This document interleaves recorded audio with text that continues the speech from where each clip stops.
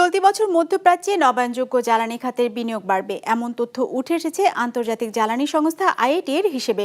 সংস্থাটি বলছে 2024 সালে মধ্যপ্রাচ্যের জ্বালানি খাতে বিনিয়োগ হতে পারে 17,000 কোটি ডলার, যার 15%ই হবে নবায়নযোগ্য জ্বালানিতে। ডেস্ক রিপোর্টে বিস্তারিত। ওয়ালটন ফ্রিজ কিনে অনেকের মতো আপনিও হয়ে যেতে পারেন মিলেনিয়াল। সেরা পণ্যের সেরা অফার। কার্বন নিঃসরণের হার শূন্যে নামিয়ে আনার লক্ষ্যকে সামনে রেখে নবায়নযোগ্য জ্বালানির ব্যবহার বাড়ানোর উদ্যোগ নিচ্ছে বিশ্বের বিভিন্ন দেশ। 2020 সাল থেকেই এ খাতে বিনিয়োগ বাড়ছে উল্লেখযোগ্য হারে।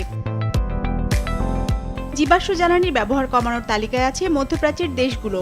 এরই মধ্যে কার্বন নিঃসরণের হার শূন্যে নামিয়ে আনার লক্ষ্য নির্ধারণ করেছে মধ্যপ্রাচ্যের 12টি দেশের মধ্যে 5টি দেশ। 2050 সালের মধ্যে এ লক্ষ্য অর্জন করতে চায় সংযুক্ত আরব আমিরাত আর ওমান। অন্যদিকে 2060 সাল নাগাদ কার্বন নিঃসরণমুক্ত দেশে পরিণত হতে চায় সৌদি আরব, বাহরাইন ও কুয়েত।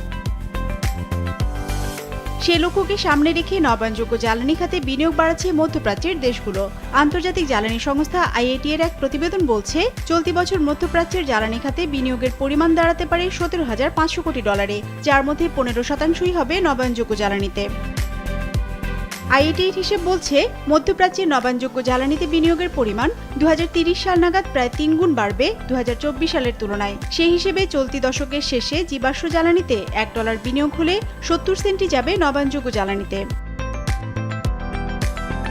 2030 সালের মধ্যে কার্বন নির্গমনের পরিমাণ 2019 সালের চেয়ে 19% কমিয়ে আনতে চায় সংযুক্ত আরব আমিরাত। অন্যদিকে 2030 সালের মধ্যে নবায়নযোগ্য জ্বালানির সক্ষমতা 130 গিগাওয়াটে উন্নীত করতে চায় সৌদি আরব। বর্তমানে তাদের সক্ষমতা 5 গিগাওয়াটের সামান্য বেশি।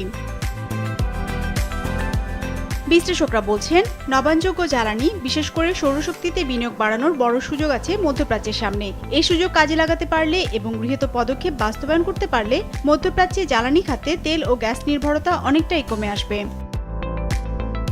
আইএটি এর প্রতিবেদন বলছে, 2024 সালে বিশ্বব্যাপী জ্বালানি খাতে বিনিয়োগের পরিমাণ প্রথমবারের মতো 3 লাখ কোটি ডলার ছাড়িয়ে যাবে। এর মধ্যে 2 লাখ কোটি ডলার ব্যয় হবে নবায়নযোগ্য জ্বালানির প্রযুক্তি ও অবকাঠামো নির্মাণে। বিজনেস রিপোর্ট, মাছরাঙা টেলিভিশন।